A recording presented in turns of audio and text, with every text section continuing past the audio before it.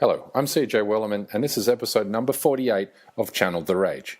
This is the podcast that raises awareness about victims of the global war on terror and anti-Muslim discrimination, and in doing so, gives a voice to the voiceless. In this episode, I speak with Zahid Akhtar, founder of Documenting Oppression Against Muslims, which creates awareness and charity for oppressed Muslim communities around the world. We discuss how social media platforms hold a double standard insofar as to what Muslims are allowed to post on sites such as Twitter and Facebook compared with non-Muslims, while also touching on the US Supreme Court's decision to uphold Trump's Muslim ban. As always, this episode is proudly brought to you by the MEND organisation.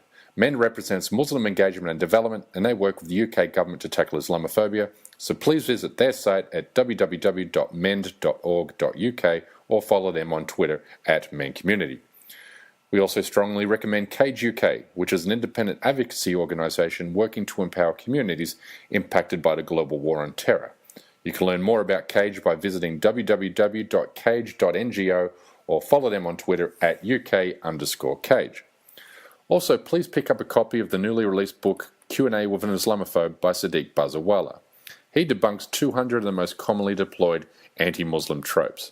It's available on Amazon. You can also hear my chat with Sadiq in episode number 7. Thank you, and here now is my chat with Zahid.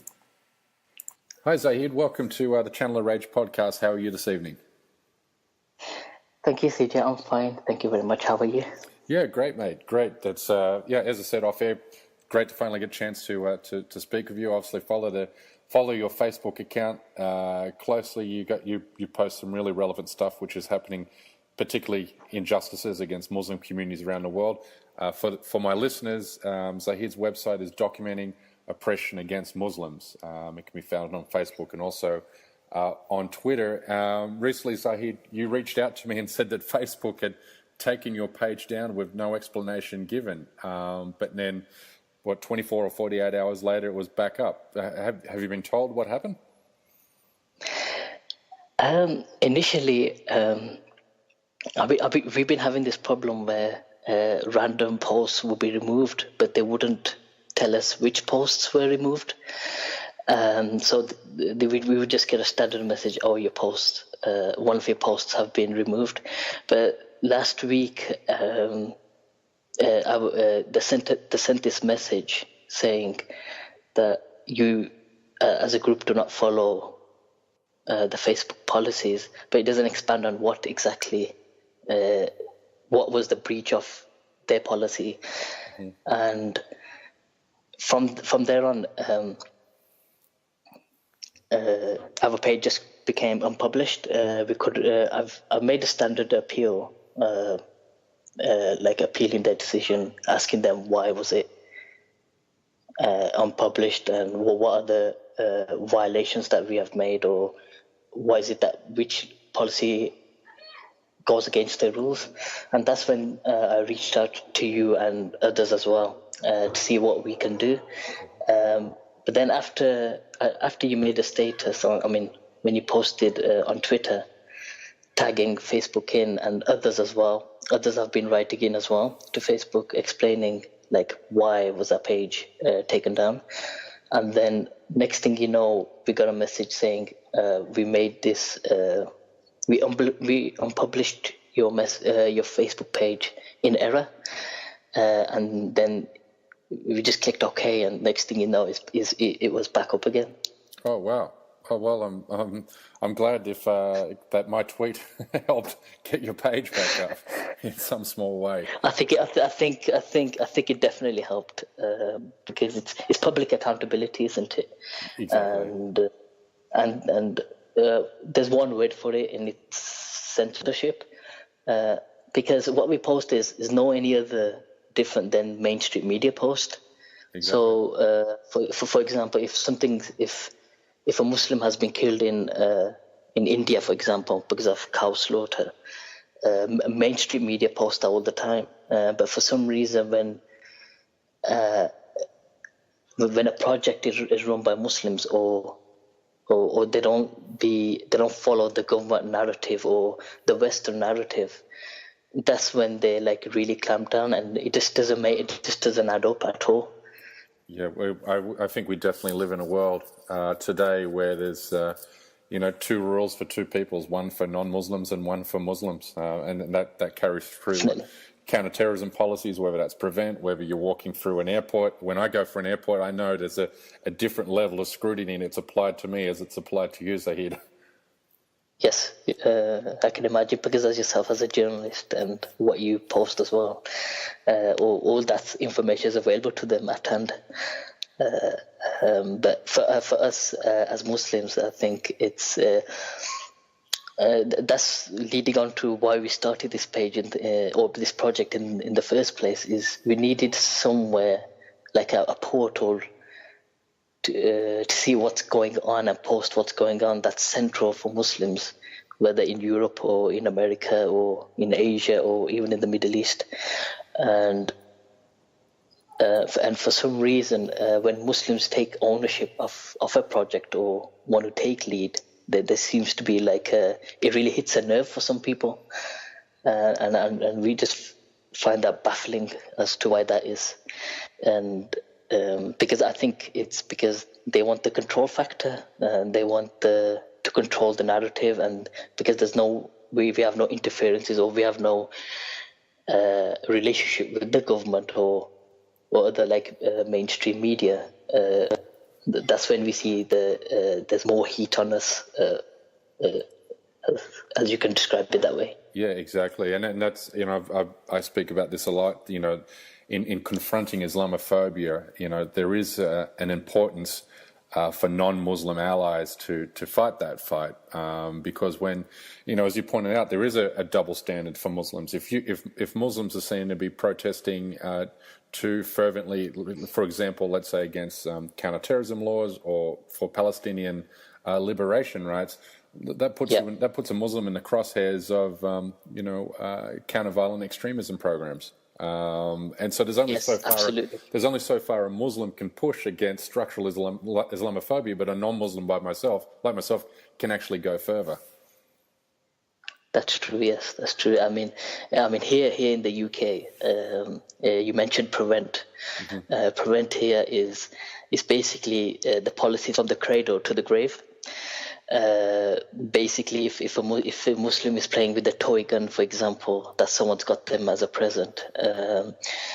We've had a number of cases where the prevent officers were called and the houses were raided. So that kind of thing is really happening quite a lot. But I think because of it's so much scrutinized and dehumanized in the media, that quite a lot of Muslims are quite scared of what's currently happening. Yeah, exactly. And and just coming back to your Facebook page for a minute. I've been following your page for a number of years now, and I can, and as I put in my tweet, there's nothing that I've ever seen you post which could be construed of violating Facebook's terms and policies, and that's why it was such a shock to me, because I post almost identical content to you at times, whether it's in India or Palestine or Syria, but I haven't had the same. I have never received a notification for Facebook that I was in violation of their policies at all. So I find that because the CEO Mark Zuckerberg, mm-hmm. He wrote that letter about Islamophobia a couple of years ago, and he wrote this long article why he's against Islamophobia, but it just shows you the contradiction when that Facebook platform uses when. It's like even when we post, for example, if there's just a hate crime, Islamophobia hate crime, we noticed a number of times over the years they're taking it down without explanation, and I just find contradictory when they talk about that they're anti-Islamophobia, and on the other hand they're doing all they can to take it off the platform. Yeah, exactly. And what about the other work? I know you guys. As I've seen your posters and logo up in refugee centres, I believe in Syria and elsewhere. So you guys are doing. Syria, yes. Yeah, you're obviously doing some charitable work. So tell me more about the work that documenting oppression against Muslims does. Well, we partner up with, we have a relationship with certain charities, and one of the big charities we work is One Nation UK. And basically, we work with them to raise funds for charity in, for example, for the Rohingya in the refugee camps in Bangladesh or in Gaza or in Syria. And basically, what we're trying to do is, if people see what's going on with what's happening, and people want to help. And what we try to do is we direct them or signpost them where we can help with the refugees or help with people who are in dire need. That's one aspect to it. And then there's another aspect which, for example, we try and work with other organizations like CAGE, that's fighting war on terror or prevent or trying to, highlight what's happened to prisoners across the globe. And that's another aspect which we're looking into to help more with regards to in terms of helping CAGE. Oh, that's fantastic. I thought that you were involved with CAGE somehow. CAGE is also, one of our sponsors for this podcast, and I have a close relationship with the guys there, and they're fantastic fellows that do such important work. Absolutely. Important work, and there are few people, but it just goes to show you that a few people can really challenge the state, and the power that it's not always about numbers game. It's not always about how much money or whatever that's behind your at your disposal. It's about speaking truth to power, and exactly. I think. And when that happens, I think people like now. I mean, nowadays, like 10 years ago, like CAGE was like totally unheard of. Now it's totally unheard of because it's affecting every single Muslim, whether it's Schedule 7, going to abroad or coming back, you're being stopped on the borders, etc. That's happening to Muslims all the time, and like yourself as well, and other people from other faiths as well, and. Like more people are being impacted by the war on terror itself, and the policies with regards to that, and that work is really, I think, in the West, it's really important. And I know in America, the countering violent extremism, the CVE program, it's a bit similar as well. Yeah. Well, what's so frustrating about, to me, these programs like Prevent and these CVE programs is, I've now have a degree in counterterrorism, and I've just about completed my master's in counterterrorism. And every academic who studies terrorism knows implicitly that these programs are self-defeating. And the governments also know that these programs are self-defeating and are not effective. But there's a difference between what works and also what plays out well politically. But governments get a lot of kudos particularly from the right and the far right, for keeping these policies in place. It's so disingenuous when actual policymakers know that these programs are, not only useless but dangerous. Absolutely. I mean, we see it. What was it called? And they know it. I mean, they will refer to far-right organizations like the HGS, Henry Jackson Society, to form their policies, which is a bit... and they can't even define extremism in the beginning, in the first place anyway. I mean, they can't even have an agreed definition of what the extremism means.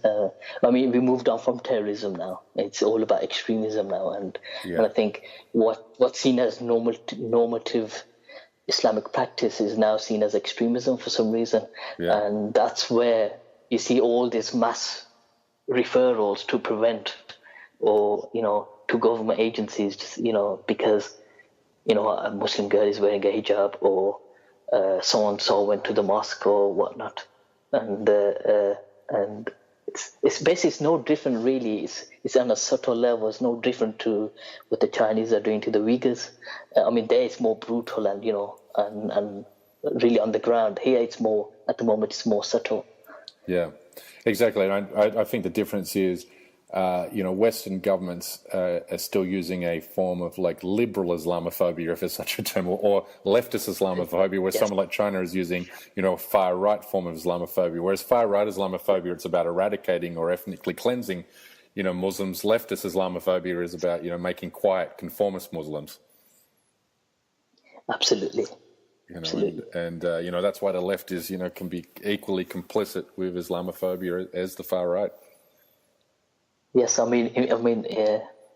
was the Labour government in the UK that brought up the prevent strategy in the first place, Exactly. and the counterterrorism, what do you call it? The counterterrorism laws as well. Yeah. So it's a really in between a hard and a rock place, between we're like really stuck in the middle. But I think if we remain persistent and we challenge them and with what we can, hopefully, I personally see it getting worse in the whole of the Western world for Muslims, because to me it's no different to how the Jews were suffered in the 1930s in Germany. I don't see any difference, to be honest with you. I don't either. Yeah, I've made that comparison. It's very easy to make the Nazi metaphor, but it's so appropriate. If you look at the way, the Nazis didn't come along and start slaughtering Jews in 1933. Absolutely. If the Nazis said we're going to, imprison Jews and put them in death camps and kill them in 1933, the German public would have gone, "You're out of your mind. There's no way we would support this. We'll oppose it." That's right, yes. 8 years of relentless anti-Semitic propaganda, pacified the German people. Absolutely. I think we're in that pacification process phase now at the moment when it comes to Muslims. Yes, absolutely. You look at, even before I started this project back in 2014, I was looking at, personally, I was looking at the rise of the far right, especially, when Anders Breivik, when he carried out that massacre. Yeah. In Norway, and I'll be looking at how the far right has been on the rise, and it's not surprising to see what we see now, because it's almost normalized Islamophobia. They're having these inquiries in the Tory government about whether Islamophobia is a problem in the Conservative government or the Conservative Party. It's something so normalized that even when you're on the street, it's like, okay, someone says something to you, that's normal. But yeah, like you said, it's the process of first this dehumanization, the constant media, negative media, and with the evil intentions that they have as well in dehumanizing a group of people. They're doing a pretty good job, and they're not going to get out of business anytime soon. No, and the problem that you're faced with in Britain, Australia is, the United States is, I'm obviously Australian that lives in the United States, but I follow the British media, obviously, as a journalist in the US media and Australian media. And man, the British media, there's no equivalent in Australia or the United States like the Daily Mail. The naked Islamophobia that they put on the front page of that newspaper on almost every single day it could have been ripped out of Germany in 1933. That's you're faced not only with rising political anti-Muslim discourse and sentiment, from the public and from politicians, but then you've got this tabloid press which just totally eggs it on.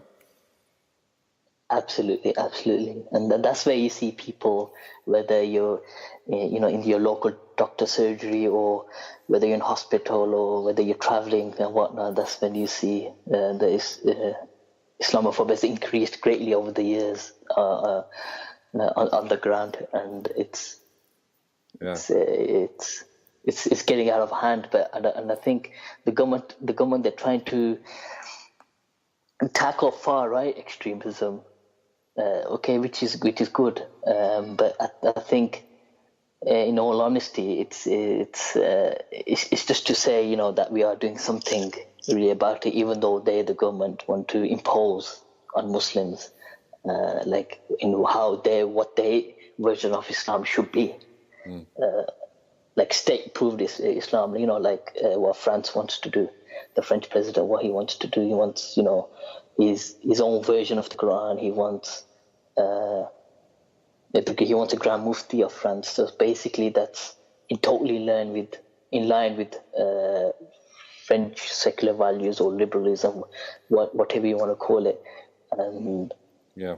And the surprising fact that no one even has, from the Muslim countries, like the leaders or the government, nobody has even responded apart from I think Turkey's President Erdogan.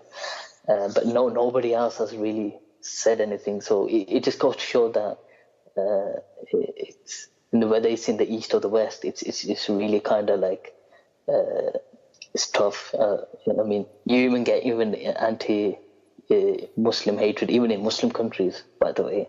Yeah. Like in Egypt, and it's not surprising anymore. In Syria, Egypt, Syria. Yeah. In Syria, everywhere you go, it's India, Sri Lanka. Who would have thought Sri Lanka would follow? The extremist Buddhists in Rohingya. Yeah. I mean, that's in itself goes to show that if you want your way, best thing to do, if the society is failing and they need someone to blame, they need to blame the first people they target is the immigrants or the ethnic minority, and I think that's what's happening now. Is Muslims just an easy game? It's open season, so therefore it's not a problem. Yeah, and also too, there's been so much Islamophobia in Western society since 9/11 that it's been very easy for these majority groups like in India or Sri Lanka, the Buddhists in Sri Lanka or Hindu in India or the Buddhists in Myanmar to latch on to those Islamophobic memes and just rebrand them with take Western themes and just rebrand it, and localize that content. Every Islamophobic meme is already, has been circulating on the internet for so long that any group anywhere in the world can go, okay, I'll just grab that from the shopping shelf of, Islamophobic ideas. Yes, and that's it. Yes, and people like Tommy Robinson and like Margin Nawaz and people like that, and that's their living. They make a living out of it. That's the salary. That's how certain people far right, like throughout Europe or even in the India as well. They make that's how they make the salary. That's how they earn the salary. Well, it's a rags to riches story, Islamophobia, and I know that to be true because I was an Islamophobe. Having witnessed a terrorist attack in Indonesia in 2005, turned me into Islamophobe, and it wasn't until I started researching a book on the Quran and the life of the Prophet Muhammad that cured me of my Islamophobia in 2009. But for a 4-year period there, I was an anti-Muslim bigot, and during that phase, the number of speaking engagements I got, and the book deals that I got. But the minute I cured my Islamophobia and went to the other side fighting against Islamophobia, well, you don't get speaking engagements. No one wants to hear from you. Yes, yes, that's right. That's right. It's what sells at the moment, and unfortunately, what sells at the moment is bigotry and racism and the far right. I think that's what's selling at the moment. So the rest of us are like you're non-existent. You don't matter. Yeah. Yeah, no, it's a sad especially like like for example, like it's like people like Tommy Robinson, how they invited on BBC, and how they like Douglas Murray as well, how they invited on on BBC and spewing their hate for Islam, and I mean it's like even when we complain to BBC, it's like it's just ignored. No, I mean it's white privilege on a whole nother level. I mean Tommy Robinson has not a single academic qualification, has never studied terrorism, counter-terrorism, has never taken Islamic studies course, has never spent time living in the Middle East, cannot speak or read Arabic, but he can write a book on Islam and terrorism and be invited on mainstream television networks to talk about it. Absolutely. It's so absurd. Yeah. So just to finish, we were going a little bit over time, but today the big news here in the United States was obviously the Supreme Court has upheld Trump's Muslim ban, which bans immigrants from 6 Muslim majority countries. Yes. In 60 seconds or less, what's your take on that? To be honest, I mean, I don't think Donald Trump has officially come up with that. I don't believe he's just saying it as is, and he just says it as it is, and he just wants it that way, and he's so blatant about it compared to his predecessor, Barack Obama. But yeah, I mean, it's not surprising at all. I mean, he's the guy who said Islam is evil. I mean, Islam hates us. Islam hates us, and some of the comments that he makes, about the fake story about a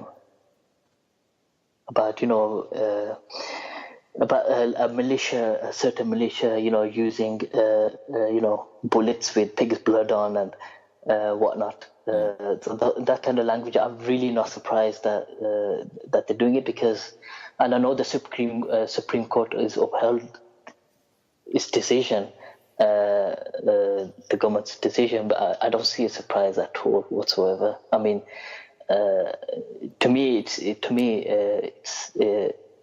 the decline of America, and on a global stage, and I mean, we've seen in the last 2 weeks how he's treating people coming from Mexico and other South American countries, and how the children are there, being caged up and separated from the families. To me, it's no surprising at all. It's shocking. Some are going to find it shocking, but if you be working on Islamophobia and you're looking, you're always constantly reading and what's happening, it doesn't. I mean, right before even his presidential campaign, when he's doing the campaign, it's not a surprise at all. I mean, what's going to be achieved from it, I don't know, but it just shows you that how it just reinforces that Islamophobia is normalized and it's not an issue. I mean, they call it the Muslim ban, don't they? Yeah. So it's not it's not even disguised. It's not even disguised anymore. I mean, it's just so blatantly obvious that, and I think people are beginning to see that. I mean, other countries are seeing that, and they are on. I mean, like, I know Donald Trump is coming to the UK next month, and I know there's been mass protests against him, and even the government here is not sure how to deal with this president. And some of the comments that you hear, I mean, it's just it's just, I mean, it's just a clown running a president. I mean, what can you say? Exactly, a dangerous clown, though. Yes, a dangerous clown who doesn't care what other people think or how they feel. It's just him, how he wants to run the country. I mean, did he not say last week? There's a video that came out with him and talking about how people respect, Kim Jong-un. Yeah. And how they stand up for him. And he said, I want my people to do the same. I mean, that in itself speaks, volumes, and... Yeah, and his authoritarian tendencies are so overt now, and as we discussed, not even been disguised. Yeah. And the scary part is there's roughly about 40-50% of this country which is with him all the way. Yeah, that's it. And I think that's what's more scary than him actually being, the president, is because obviously he couldn't have been there without the support. Yeah. And it just goes to show the line that the country is going down, and it's all we think is just pure hatred. Yeah, exactly. I don't know how the United States recovers for this. Even people who are not even Muslims, like they're picking on Mexicans people who don't look white, and this, and like asking them, if the people are saying to these like foreign-looking people, like speak English. It just dropped out the call. No problem, no problem. Yeah, so I was saying it's no surprise in how even non-Muslims, who look different, and how they're being treated in America, or even the black people. It comes to no surprise at all, and I wouldn't be surprised to say even even in America, it will turn out really violent. Yeah, I agree. I mean, he's just empowering, militias and elements on the far right, which are all too willing to take guns and other explosives, into the mainstream. I mean, it's a scary time. And what happens if he's impeached? Yes. I mean, for example, if he's impeached, I think we'll see right-wing terror like on a scale we've never seen before. Oh yes, absolutely. And I think that's why they don't want to impeach him as well, because I think because the reality is, if the majority of the people are, I mean, not majority, but if a quite large of the population are moving towards far right, there's really not anything that they can do anything about it, unfortunately. Yeah. And I mean, I don't know. I mean, these are the questions we ask: is like, how do you overturn that? I mean, same here with with Brexit, and how the government wants to leave. The EU is split. It's the country is so divided on it that Pick any issue and you roughly divide that down the middle these days. So it's absolutely. So even if they have another referendum here, it still be the same result. The country still will be divided, and I think that's an internal struggle within individuals in society that they have to deal with. And I know even many non-Muslims who would not accept like a racist person, and even there be many. I mean, I've been reading an article where many have even left their partners because of the hatred towards foreigners and whatnot. Yeah. And I think that there's this internal struggle going on within the Western society, and to be honest, I really don't know where we are heading in. Yes, where it will end. Yeah, exactly. Yeah, no, I couldn't agree more. Zahid, thank you so much for coming onto the podcast and chatting with me. I'm relieved that your Facebook page is back up. You highlight some important issues, information that people need to know, not just Muslims. And I encourage my non-Muslim listeners to follow your Facebook page. And where can they find you? And what's your Twitter handle? What's the best way to follow you on Twitter? It's at DOA Muslims, DOAM USLIMS, or they could just type in DOAM, DOAM. That's the short abbreviation of it. Or they could just type in documenting oppression against Muslims in Google. But thank you very much, CJ, for having me on your podcast. And I think, and I'd like to thank you for inviting me onto your podcast and to talk about this important issue. It's affecting Muslims and non-Muslims on a global scale. Yeah, absolutely, mate. It's a pleasure to talk to you, and I look forward to talking to you again in the not too distant future. No problem. Thank you very much. Thanks for the chat. Okay. Thank you. Cheers. Bye-bye. Thanks for tuning in to the Channel of Rage podcast. If you'd like to help keep this podcast going and growing, giving voice to the voiceless, then please do so by pledging as little as $1 at patreon.com/Channel of Rage. www.patreon.com/Channel of Rage. We can't continue this important project without your help, and we are indebted to those who are already contributing. Also a reminder to check out the important work Cage UK is doing to encourage the rule of law and due process in the war on terror by visiting their site at www.cage.ngo. Thank you very much.